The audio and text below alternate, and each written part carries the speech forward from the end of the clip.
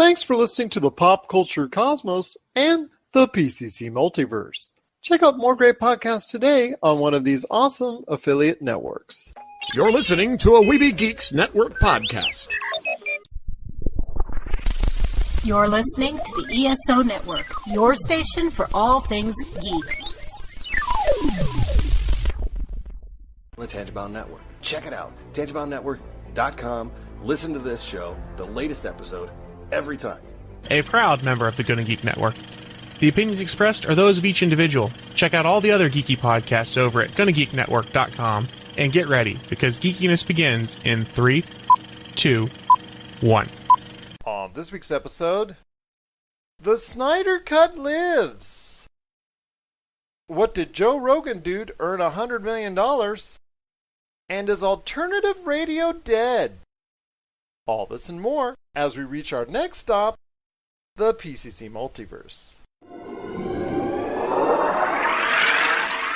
Don't be alarmed. The quasi-shimmering light before you is a trans-dimensional gateway to other worlds, other voices, other thoughts, and other realities.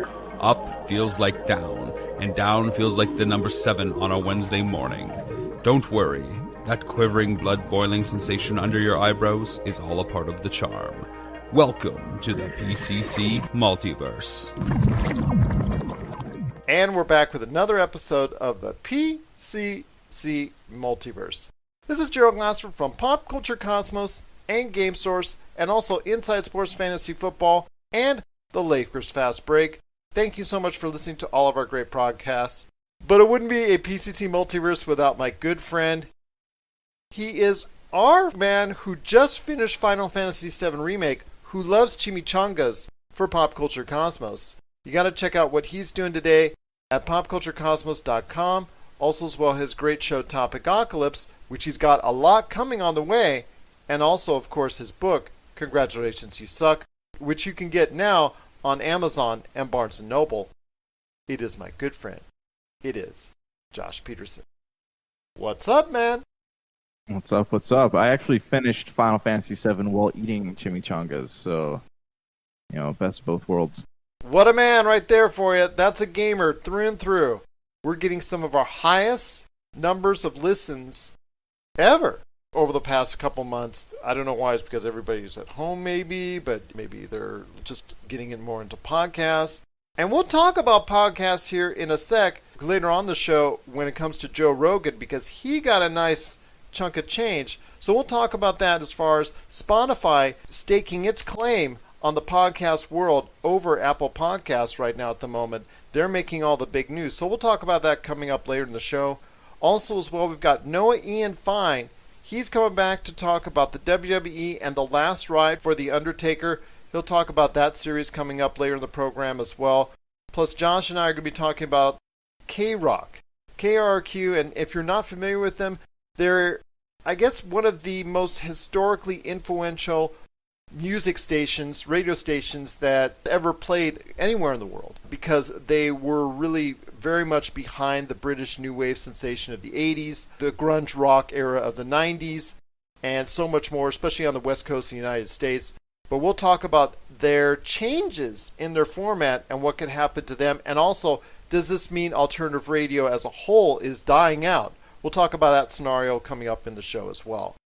But first, my friend, a couple things I want to go ahead and talk about, but none bigger. The rumors were true all along.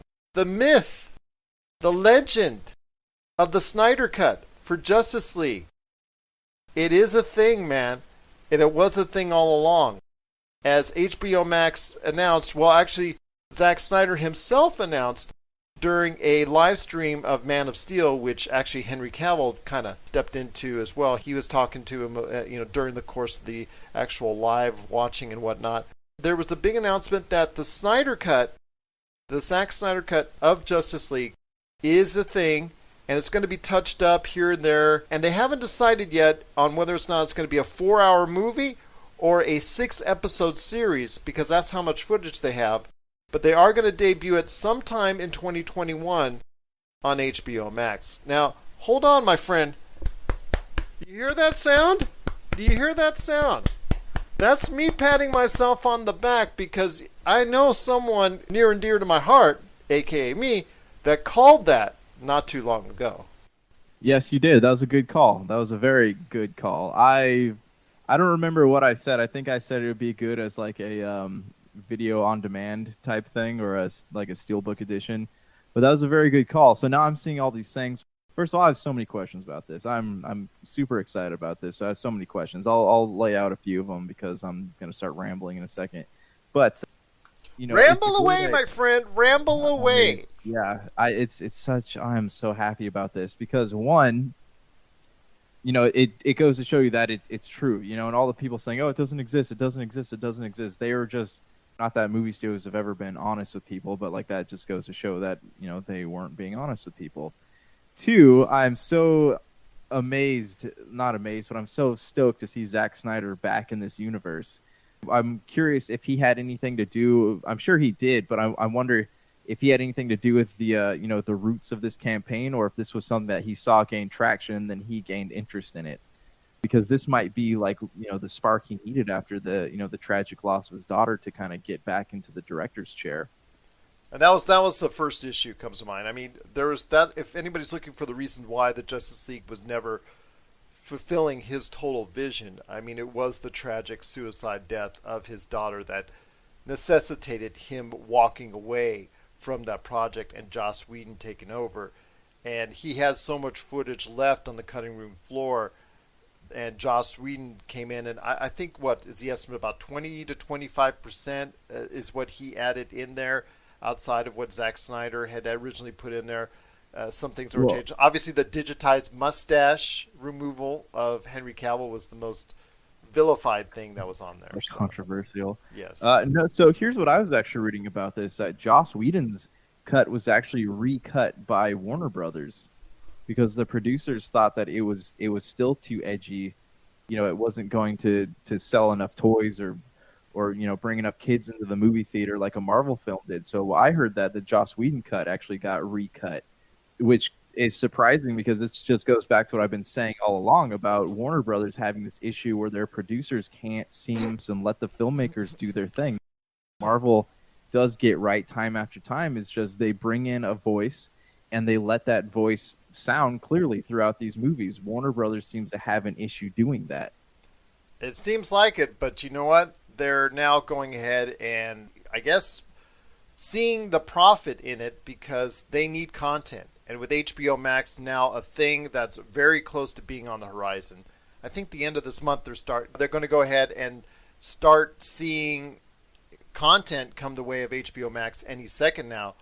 With them opening up their channel, making it a thing. They need all the content they can get, and this is something that people have clamored for, they've heard about, and that they've wanted to see because of the, I guess, stark returns of, sorry for the pun there, for the superhero pun, the stark returns of Justice League the original time around, because it didn't do so well in box office, and obviously to a lot of people as well, it was a very much a critical failure. I mean, I thought it was okay, but even Rob has persecuted me. He's ribbed me more than one time about my thoughts on it because everybody else thinks it's trash. I thought it was but again, I'm excited to see what could take place in a Snyder Cut and a true realization from the director, the original director, on what this Justice League series could be all about. Does Rob like it or does he dislike it? Oh, he dislikes it with a passion. Absolutely with passion. He ribbed me on the air on a previous episode way back when for minutes nonstop on me thinking that it was even an average movie. Yeah, well, I mean, Rob's very opinionated about films. That he is. As we know. But, that's kind of like you ribbing me about King Arthur, right? Trash. Yeah, karma. It comes back around. Yes, anyways, though, Snyder Cut. Okay, I'm just going to go off on my plethora of questions here. Are you ready? I might give you time to answer. I'm just... I like that. You might give me time to answer. Raise your hand, if you need to interrupt me. No, you're good. Interrupt me however you want to. Okay, my first question to you is, do you think that this is going to be a reigniting of the DC film universe? Because if this ends up being really good, do you think they will continue on with the planned trilogy of Justice League movies? That's exactly what I was going to ask you.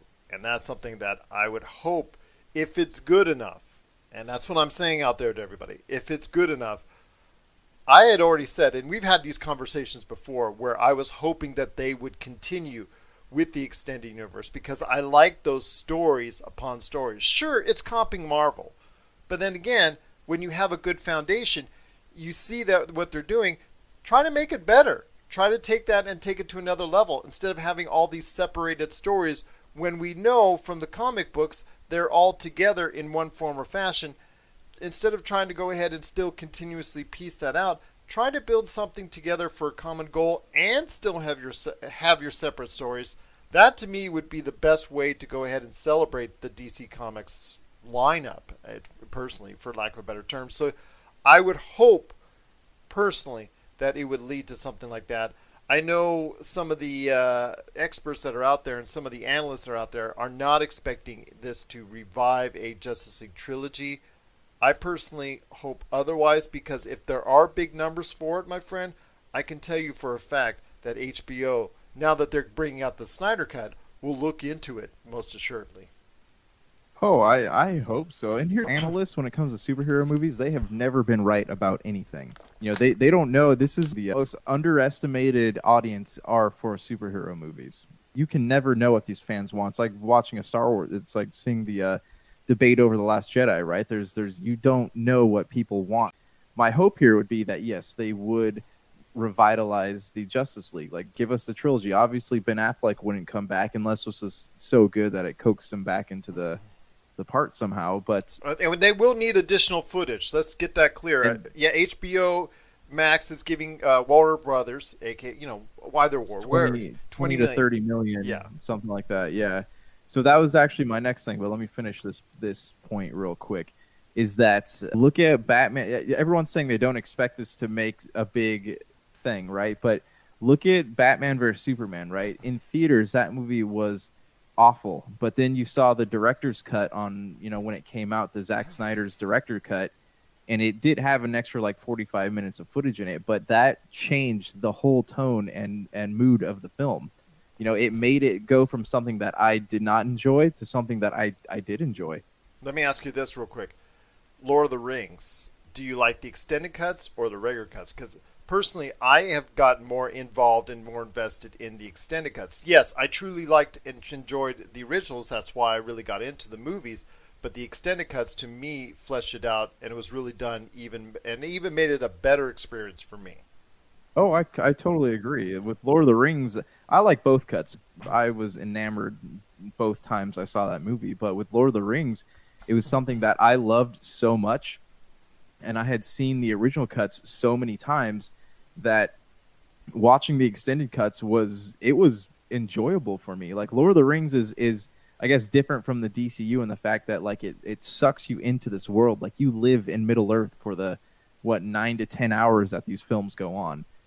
Which I guess is not the same as the DC universe, because you feel very disconnected. But with Lord of the Rings, I remember sitting there loving to kind of pick out everything that was not in the original movie. It's like the first time you saw the recut Star Wars films, right, with the Jabba the Hutt and the hangar. And I know those aren't like really favored that much, but I mean, if you're so involved in a world that you can sit there and pick out all the parts added into it without like reading anything on the internet, then you know that you did a good job of creating a world that people truly enjoy. Will the Snyder Cut accomplish that? Who knows? Justice League has kind of been frowned upon. I don't think anyone's watched it more than twice. So, if it truly is a game changer, then that is saying a lot. It's saying a lot that people would go in there and say like, oh, that wasn't in the original film, or like that really added layers to it. Like, that is saying a lot about Zack Snyder as a filmmaker. And granted, he doesn't have the best history. He has his lemons, but he also has done some pretty great things too.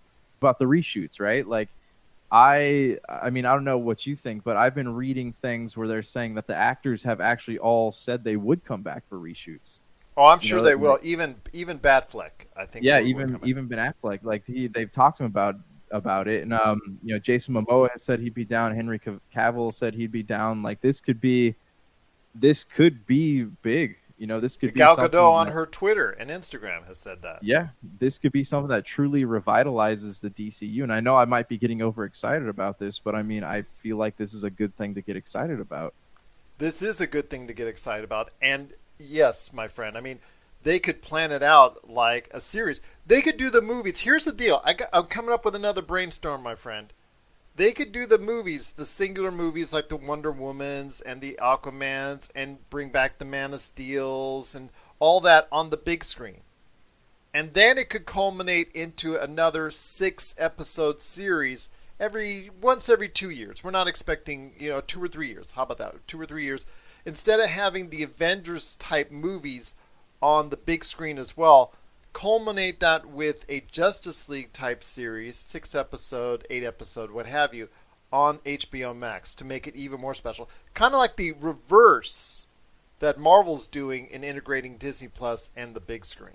Oh, I agree with that. Like, that could be big. I don't see Warner Brothers Gerald's had a brainstorm. I don't see Warner Brothers having the self-restraint to do something like that. Especially since we've seen like how these superhero properties, then they're just cash cows. That's how they have been treated. So I don't know if they have the self-restraint to not try to make $1 billion off of a film. I would love to see that, and I mean, I'd be down to see HBO like adapt some of the smaller characters and maybe have them meet on screen and all that stuff. But like, I would love to see Justice League series to answer your question. But like, I don't see Warner Brothers being restrained enough to do something like that.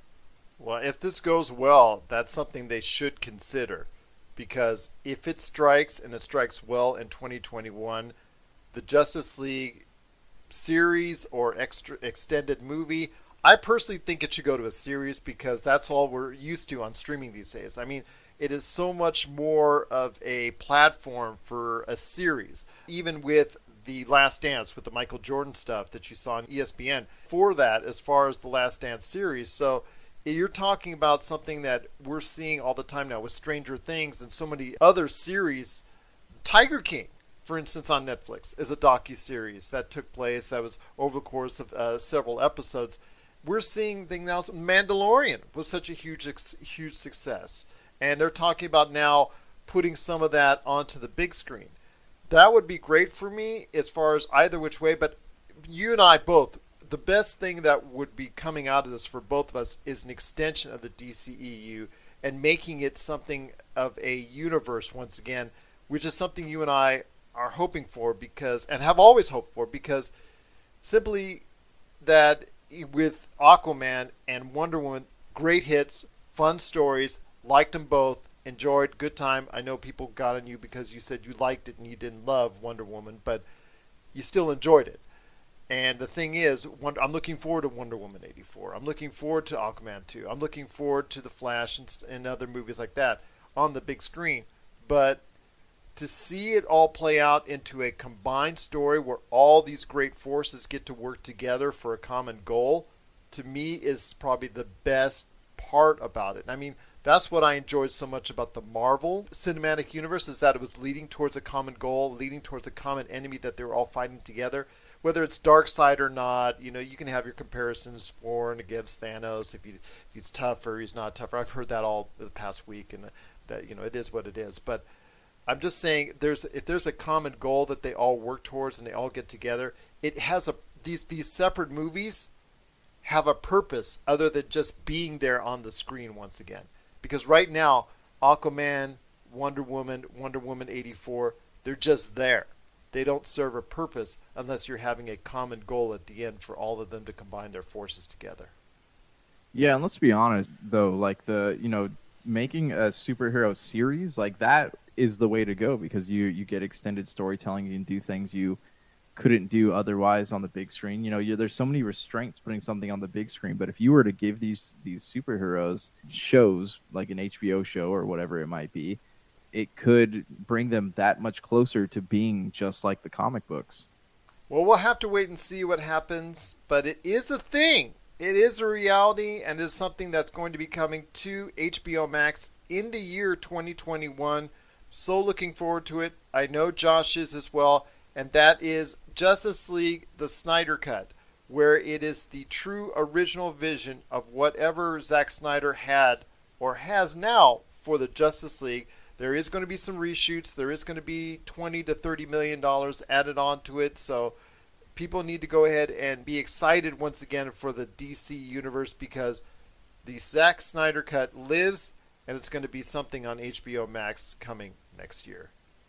What are your thoughts out there on Justice League, the Snyder cut? Are you as excited as we are for Justice League's, the Snyder cut, and that it's now a thing and a reality as it was rumored to be all along? Share us your thoughts, popculturecosmos@yahoo.com. Also as well, Pop Culture Cosmos, Humanica Media, and Game Source on Facebook, Twitter, and Instagram as well. And please let us know also in the comments if you'd love to see this evolve once again into an extended universe with an overarching story like they were trying to do not too long ago. Coming up next, it's our good friend Noah Ian Fein from HunnicOutcasts. He's going to be talking about their version of The Last Dance, and it's the last ride for The Undertaker. He's going to talk about that docuseries coming up right after the break. And then after that, Josh and I are going to talk about our choices for the top movie characters that we have. Let's just say top 5, Josh. Let's say it's top 5. We're going to talk about also Spotify making its mark in the podcast world and declaring war on Apple Podcasts. And is alternative radio dead? We're going to talk about all that and more coming up on the back end of the show. This is the PCC Multiverse. For the latest news and information, analysis and opinions on the Los Angeles Lakers and the NBA, check out the Lakers Fast Break podcast today on wherever you get your podcasts.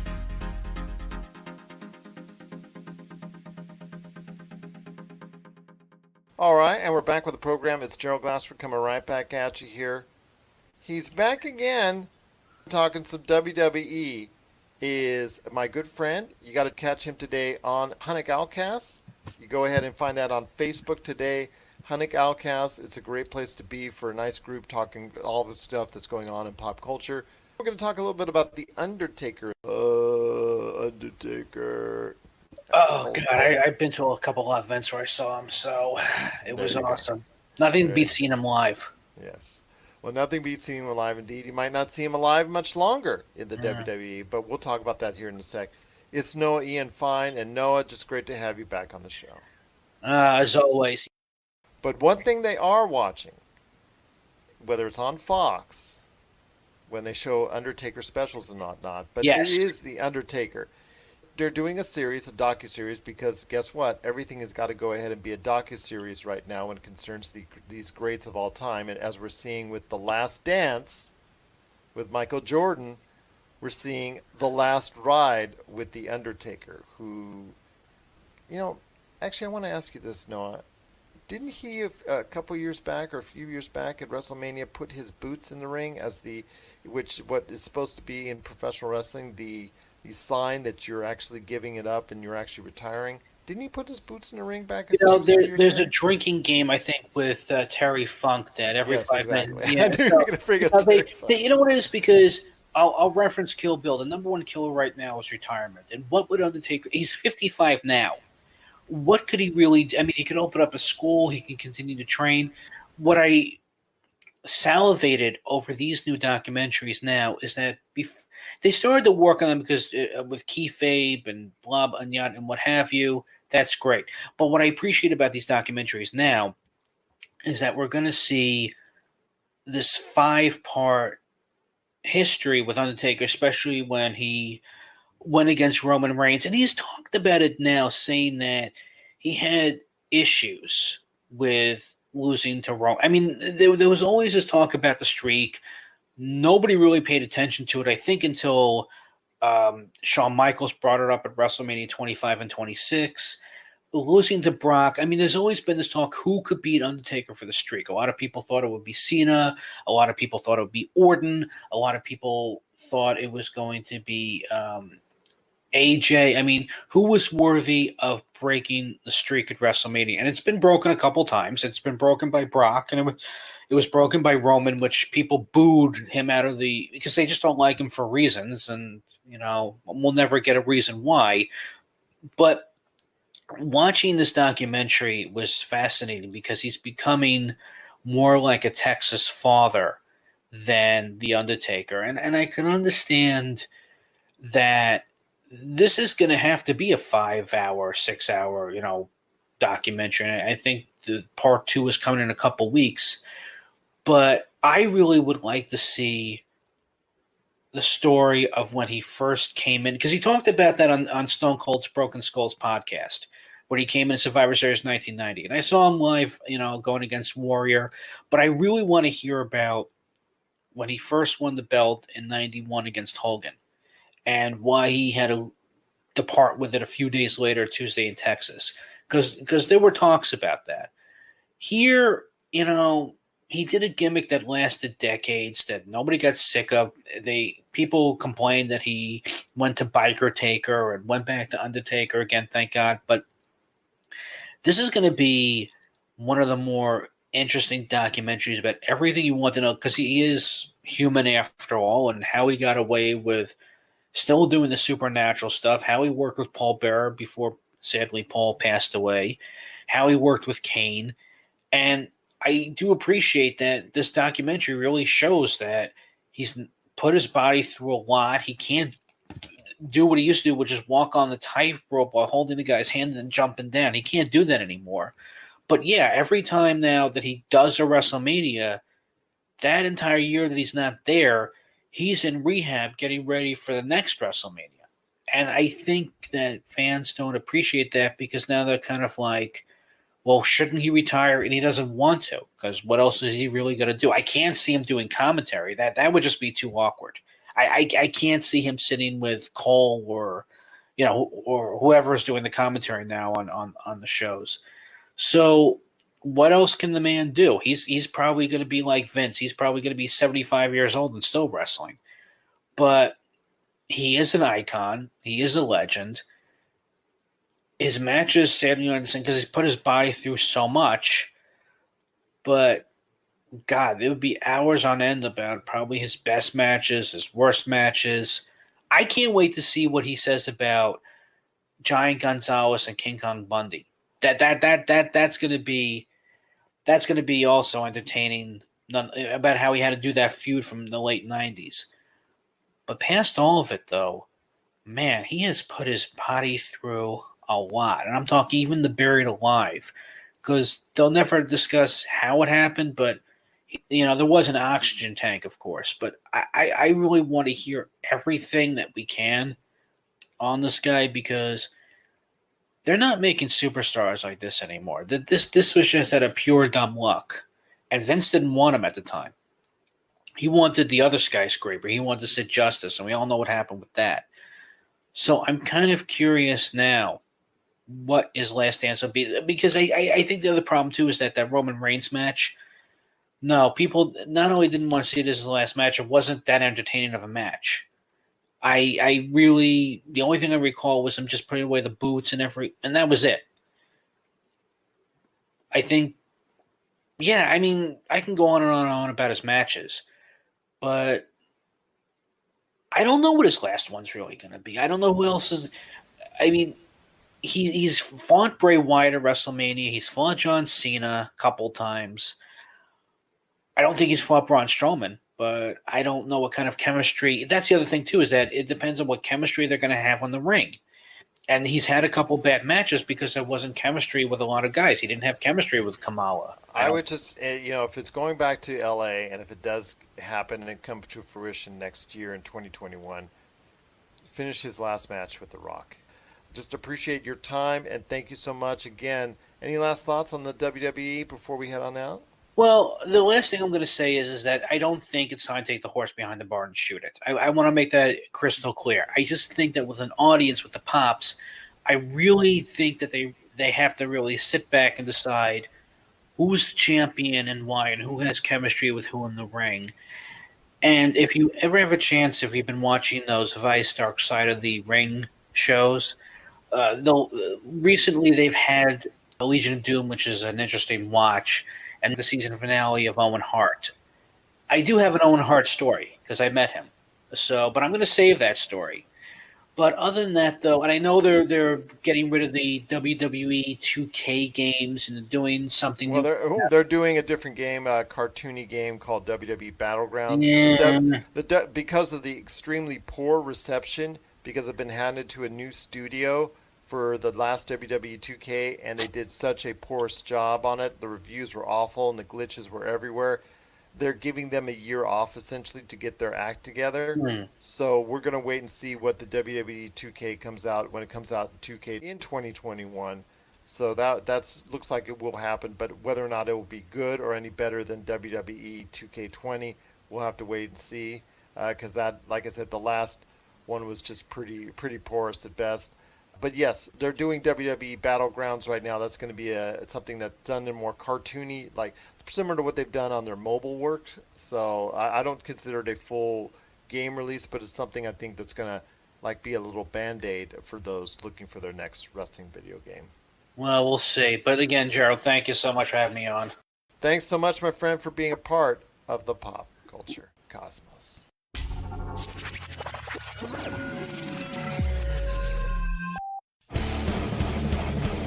Get ready for Kitty Origins Evolutions, the latest documentary from Rob McCallum.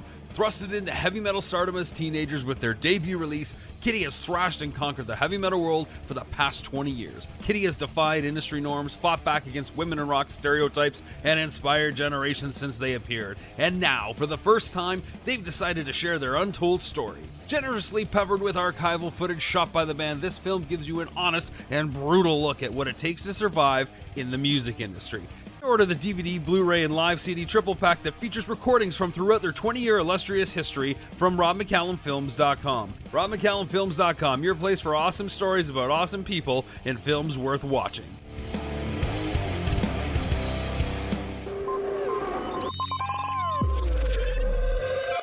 And we're back once again for the back half of the show. It's the PCC Multiverse.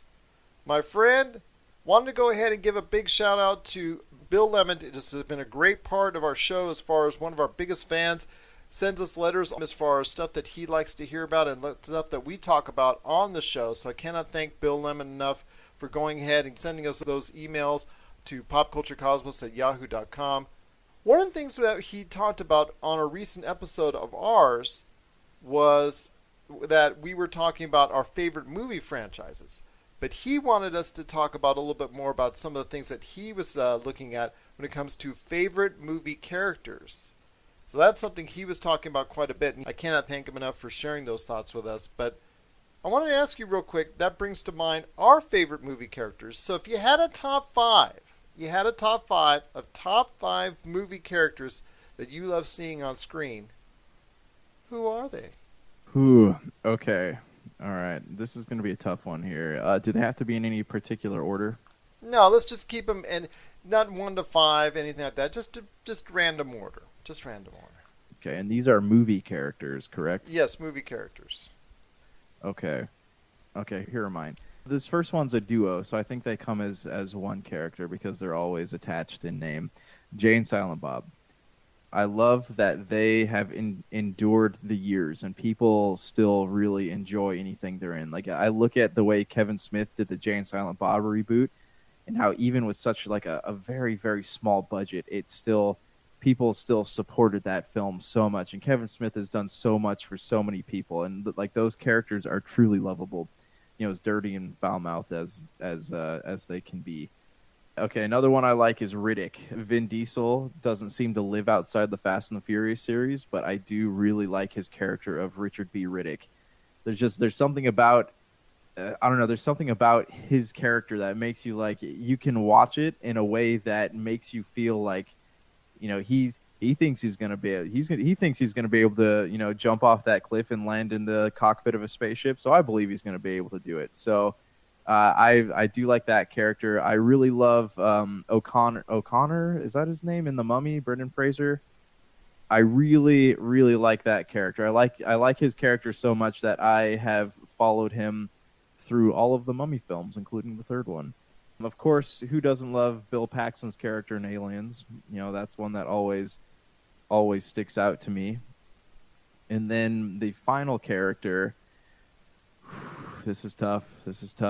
Orlando Bloom in Kingdom of Heaven. There's something about having somebody who is looking for their place in the world, searching for what life means, searching for God, if you will. Like, there's something about that is so relatable, and Ridley Scott did such a great job of bringing that theological and philosophical search to life. He embodied it in Orlando Bloom's character so well that it's hard not to watch that film and just feel the things that he is feeling. Those are my 5. What are yours? That's a good list so far, my friend. A lot of those things emulate from some of your most favorite movies as well, I think, right? Correct. All right. Well, I'll tell you what, my list hopefully is somewhere near the quality of yours. I'm going to start off with a fun one. Again, this is not number 1 to number 5. This is just some of the favorite movie characters right off the top of my head. I'm going to go with Die Hard. Bruce Willis, John McClane. Always seems to get himself into a whole world of trouble, but finds the most creative ways to get himself out of that trouble. And I'm still hoping, I know he's in his 60s. I get that. I understand that. But I'm still hoping that he's going to be given a chance to close out the series. I don't think it closed out effectively the last time around. I know there was something in development as far as the Die Hard, I want to say 6. I think we're up to Die Hard 6. It was an origin film, the origins of John McClane. So I don't know if Bruce Willis was going to be in that one, but I know it was something that talked about his younger self. So in other words, essentially a reboot. Yeah, I guess you can call it a reboot. I don't know how many people would be happy about seeing that part played by somebody else. I don't mind a reboot at some point in time. I'd like to see one more with him close out, personally. One more with him, finality, just... he goes through one more time. I think he could still be up for it. I think he could still do it. We see Liam Neeson in his 60s still doing it. So, I think he could still do it and have a lot of fun doing it. I think if it's done right, I think it could be something that still could garner money at the box office. And then you have Harrison Ford. Which Harrison Ford do you want? Do you want Indiana Jones? Do you want Han Solo? Do you want Rick Deckard? I mean, any of those iconic movies for me were essentially because he was just such a charismatic hero in those movies. I guess of them, you could probably say Han Solo. That's probably my favorite character of his. Yeah, well, Han Solo and Indiana Jones were kind of the same character. I think Deckard, of all the ones you mentioned, Deckard was the one with the most depth. Number 3 for me is James Bond, 007. I mean, how more iconic of a figure can you get? It's just dependent on whose James Bond do you like the best. I mean, this is another thing. I could go with Rob McCallum, who, if all goes well, will hopefully have scheduled here coming up on a future episode in the not too distant future. It's something that Rob and I have gone back and forth on. He's a big admirer of the James Bond series, and I've seen all the movies as well, so I'm a big admirer of it also. On your favorite James Bond, is it Sean Connery? For me, it's Sean Connery, or Pierce Brosnan has been very high up on my list. I'm a big Pierce Brosnan fan ever since he started with Remington Steele series back in the 80s. So I'm a big fan of those guys. And Daniel Craig, he's done a whale of a job on the back end of his movies. I didn't think he got off to the greatest start, but I think he's done well in the past 2 films, especially Skyfall, which was such a big hit and the biggest James Bond movie of all time. So I think his character would be somebody that I would like to say is probably one of my favorite characters as well. Let's go with one that's also very familiar with people on screen for television. And let's go with Spock and Kirk. Kirk and Spock have been very good on both a TV and also a movie format in both the younger and older dynamics, both with William Shatner and the late Leonard Nimoy. And then now you have Chris Pine and Zachary Quinto. I think both of those movies, that relationship, those series of movies, the best thing about them is the relationship between Zachary Quinto and Chris Pine, and of course Leonard Nimoy and Bill Shatner.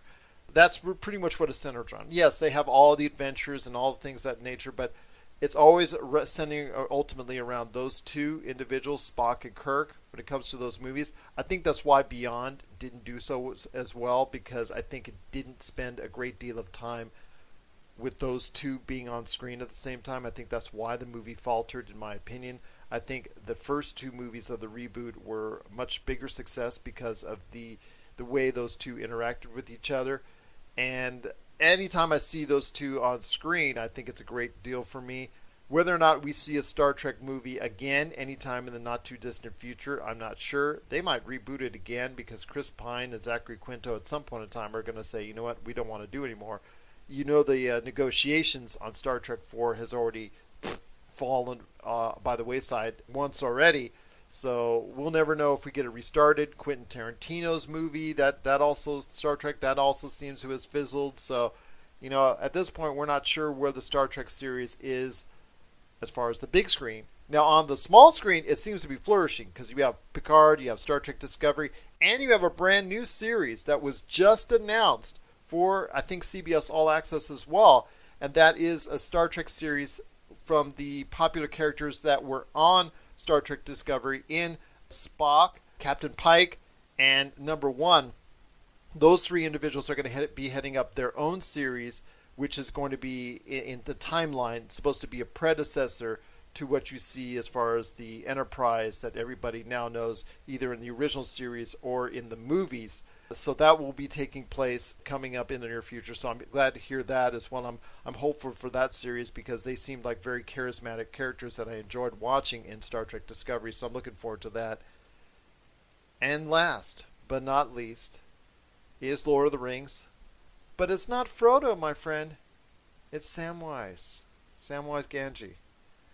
Samwise is probably my favorite character and the true hero of the Lord of the Rings. Samwise is like that character that every group of friends, or he's the friend that every group has that is the honest one, and because of that, he always pays for it because all the friends who are like backstabbers are always constantly talking crap about him. And he's just kind of doing his own thing. And anytime he points out a fault, everyone goes, geez, you know, so-and-so is right about you. That's Samwise right there. Well, it's just, you know, he never got his total respect. And everybody was saying, Frodo, like in the movie. Like Mordor, the tower's coming down and the rings was already thrown in there. By total accident in both the book and the movie, by the way. It's total accident that the ring fell into Mount Doom. You and I both know this.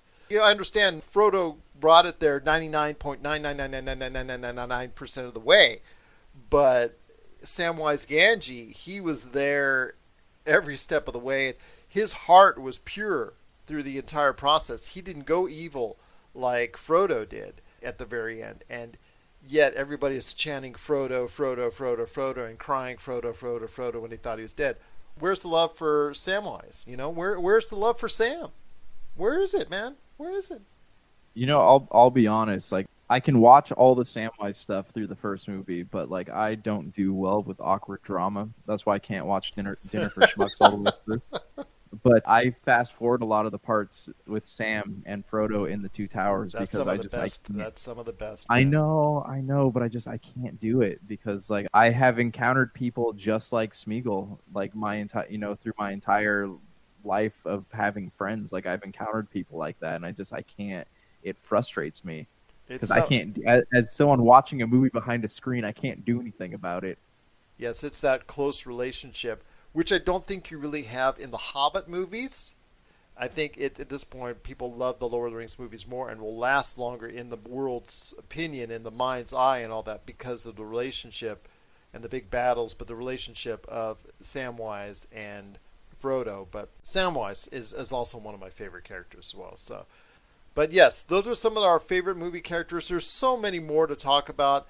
I'll tell you what, out there, if you have any thoughts on your favorite movie characters, like our good friend Bill Lemon, who sent us those nice letters and sent those nice emails, please go ahead and let us know your favorite movie characters. In fact, we'll go ahead and read them on the air. We're going to go ahead next week, and I'll tell you what, I'll take some time to read Bill Lemon's thoughts if you go ahead and send yours as well, and we'll put it all together in a nice bunch and see what everybody thinks. So if you get a chance, please send us your thoughts, popculturecosmos@yahoo.com.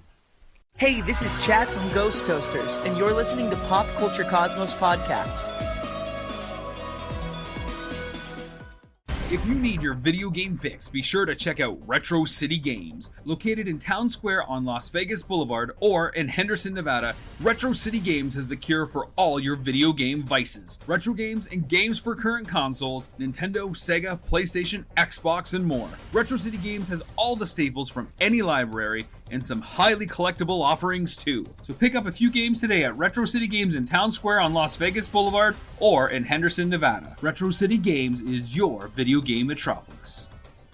Well, my friend, I wanted to ask you, you heard the news about Joe Rogan. Chunk of change, my friend, chunk of change. $100 million for his podcast to become an exclusive podcast to Spotify coming up later this year. He won't have his full episodes on YouTube. He won't have his full episodes on Apple Podcasts. So by 2021, the only place you'll really be able to listen to it is on Spotify. So I ask you, my friend, this is a big deal. Plus Spotify, not only that, they've also reached out and purchased The Ringer from Bill Simmons and put a lot of their shows exclusive to that platform. Of course, our show can be found on Spotify and Apple Podcasts for the time being. We're waiting for that check as well, Spotify. We're a little bit cheaper. But anyways, this to me is a big maneuver by Spotify, taking one of the top 10 podcasts on the planet, and it has been for some time. Your thoughts on Spotify getting the Joe Rogan Experience and also staking its claim firmly in its war and its current battle with Apple Podcasts? I was actually kind of surprised to hear about that because Joe Rogan is somebody who's always been, you know, though he's talked to these big CEOs, he's always been anti-politics, stuff like that, but he's kind of like more and more lately, he's been stepping into politics, he's been stepping into corporate talk, you know. And nobody's anti-money, man. Yeah, money, exactly, money. Exactly. I have principles, but my principles are valued at so many zeros. You know, like I feel like that's good to know, man. Good to know. Joe Rogan. But this also comes with a big question here is that contract he signed, is that going to dictate content? You know, that's the beauty of podcasts. You know, one, anybody can make them, and two, you don't get censored unless you're, you know, trying to talk about things that Facebook doesn't really like you talking about. You can't get censored, right? So, you know, Joe Rogan signing on with Spotify is a, you know, it is cool, but I mean, I'm just curious, like, where that's going to lead. And also, you know, the whole war between Apple and Spotify here. I feel like Spotify is, you know, they are better to people who are signed up with them than Apple is, right? Because, like, if you sell a song on iTunes, you don't make nearly as much money as somebody who sells a song on Spotify. Like, there's more, Spotify has more entrepreneurial spirit, right? Like, you can, you know, you can go on to Spotify and you can, you know, make money off of it. Whereas, you know, Apple is so locked up in corporate stuff, and like even their podcast app, it's so far buried on people's phones, like you don't even know it exists. And that's funny because, again, a lot of people use podcast catchers. I mean, I use Bullhorn for all my Apple Podcast stuff. That I don't use Apple Podcasts because I don't have an Apple phone. I use Bullhorn, have been using it for a long time. And that's something that gets all the Apple Podcasts, and that's basically like so many other podcast catchers that are out there. They just grab it from Apple Podcasts. But when it comes to the overall numbers, Spotify is gaining fast on Apple. I mean, Apple recently announced that they went over 1 million different podcasts have been published on the Apple Podcast platform. And then about 2-3 weeks later, Spotify said they did the same thing. And Spotify has had a shorter time frame, a much shorter time frame in doing that. Now, part of the reason is because they bought Anchor. And they've been pushing Anchor like crazy. And Anchor is a free platform out there for anybody that wants to host their podcast. And we host our podcast, Pop Culture Cosmos, The Lakers Fast Break, and Inside Sports Fantasy Football. We host platforms on Anchor, which makes it very convenient for us. And the fact that Spotify owns them has helped drive those numbers up as well. So we have the situation where they're trying to go on the low end and make it cheap and inexpensive for everybody to publish podcasts, but they're also going on the high end and dishing out a lot of money, a lot of serious money, because it's not just the Ringer and the Joe Rogan Experience that they're dishing out and paying out these checks for. And they've been giving these checks to other podcasts as well. They're not just the only ones. There's been quite a few more that are just becoming Spotify exclusives. And if that's the case, all these high-profile podcasts will be migrating over there for exclusive platforms. Either Spotify is going to run out of money, or Spotify is going to end up being the number one entity around the world in podcasting. I don't see that being a problem, especially since Spotify works with more aggregate sites, not aggregate sites, but podcast collectors than Apple will. Apple is trying to get everybody onto their platform instead of going through other sites, and that Spotify is more willing to work with people, and because of that, I think Spotify will end up being bigger. They're following a Netflix model, it seems like. It seems Yeah. like they're throwing out the cash. So it seems like they're throwing out the cash like Netflix does for movies and for actors. Yeah, I think that's true. Spotify has birthed quite a few stars, whereas iTunes, there's not really a lot of incentive for exclusively on there.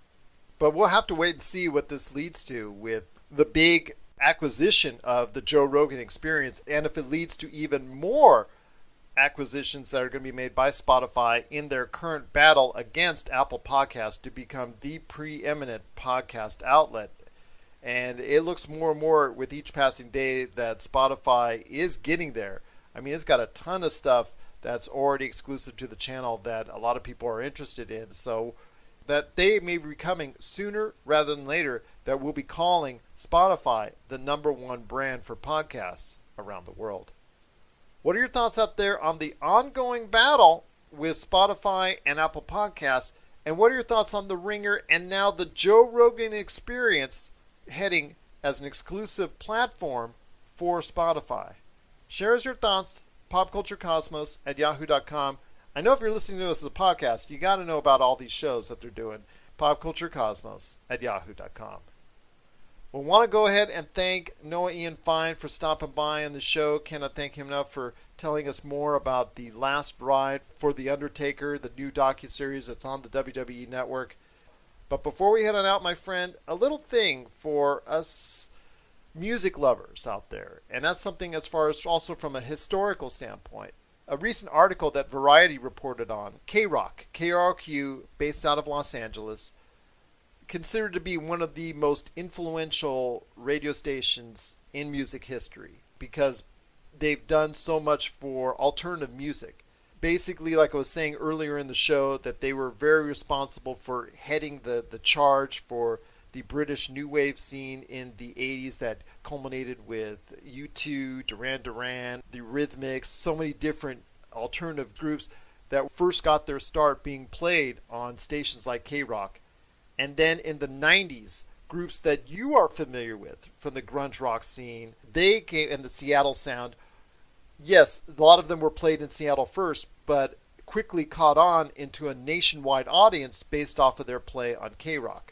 Well, what's happened recently is that KROQ has had some issues with their long-standing morning show, Kevin and Bean, where they've disbanded that, and one of the members retired, and the other they just recently let go. But also as well, they've had a format change. They're tweaking it to a bit where they're adding more and more pop songs that aren't considered alternative music into the mix, which has caused some type of fervor with fans of the station or longtime listeners or people that have grown up with KROQ. They're listening to it now. It's like, hey, this sounds like the local top 40 station and a lot less of like the alternative radio station that was cutting edge that it once knew. So it leads all into this question, my friend. Is alternative radio and alternative music dying a slow death?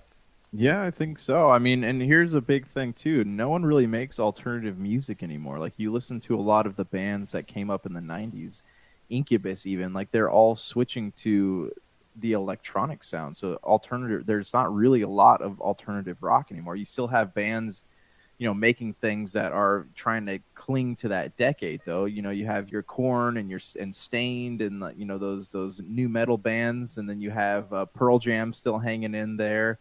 Candlebox is still trying to do things like they did in the 90s, but you don't have a lot of rock.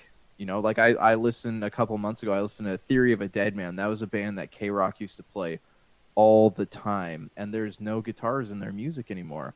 Even go to a band like you want to go to kind of a more metal scene. You had Bring Me the Horizon. They're a band who became famous for, you know, songs like Shadow Moses, and they went from that sound to a total electronic pop sound with their new album and their single that came out a couple years ago called Medicine. Like, people don't make alternative rock anymore, and that might be what's going on behind the scenes at KROQ, one of the factors. But I also know that the guy that they brought into KROQ, he's caused at least 2 other radio stations to close.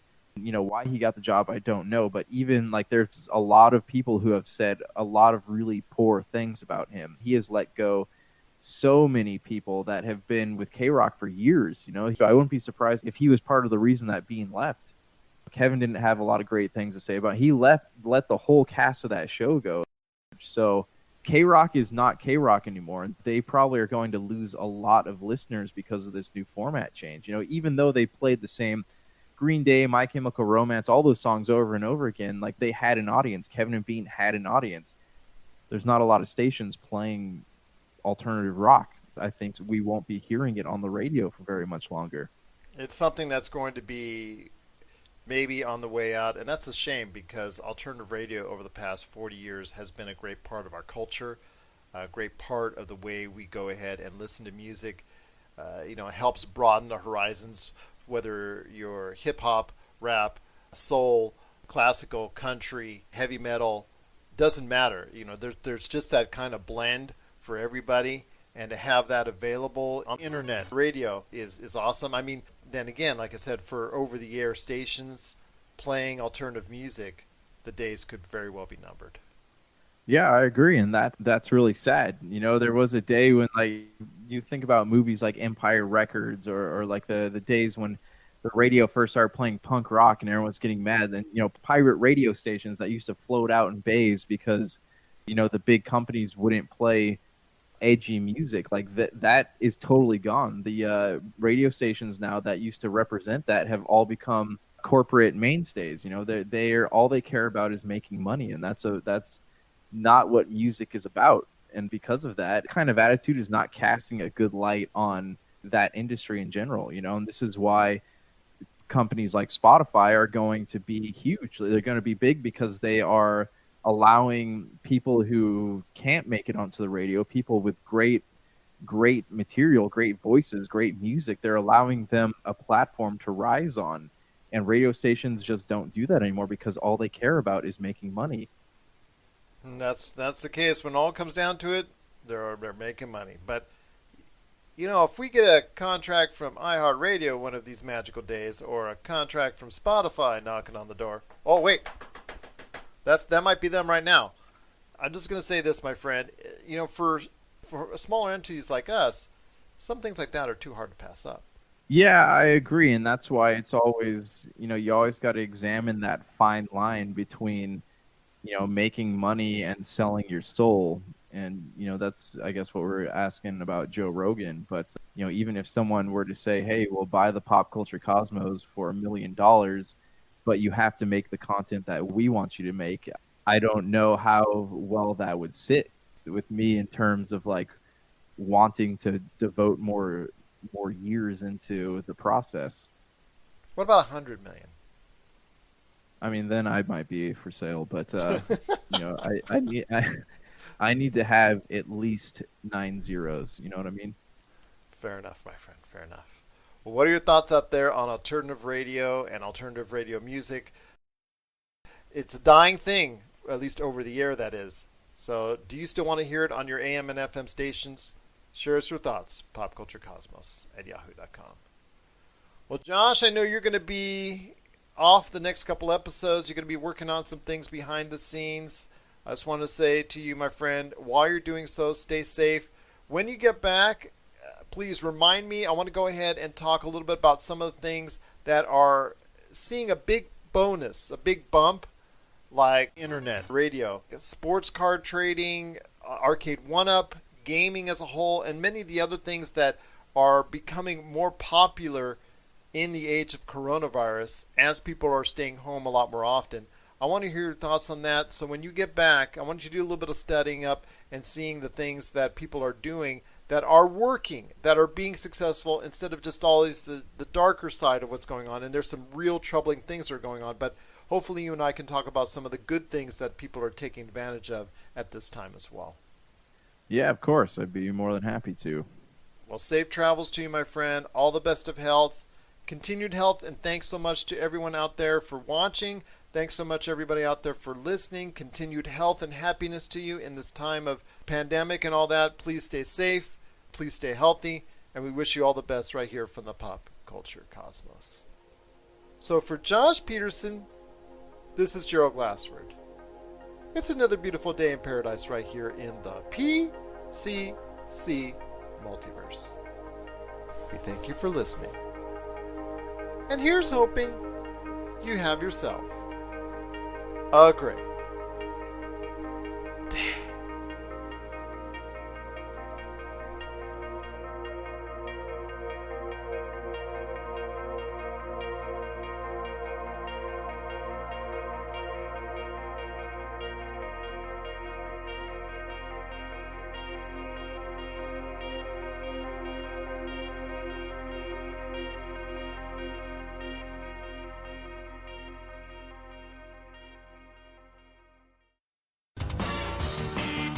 Hey, weird podcast people!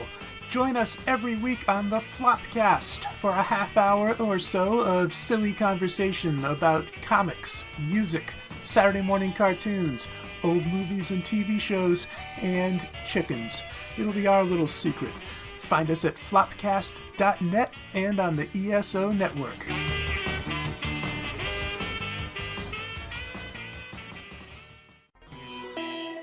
You're listening to a Weeby Geeks Network podcast. This has been a broadcast of the ESO Network. Be part of the crew and help support our shows by donating to our ESO Patreon or by shopping through Amazon.com or the TeePublic store, which can all be found at www.esonetwork.com. The ESO Network, your station for all things geek. Tangent Bound Network. Let your voice be heard. TangentBoundNetwork.com. Thanks so much for downloading the Pop Culture Cosmos, and stay tuned as more great podcasts are on the way. Thanks again for listening to us here at the Pop Culture Cosmos.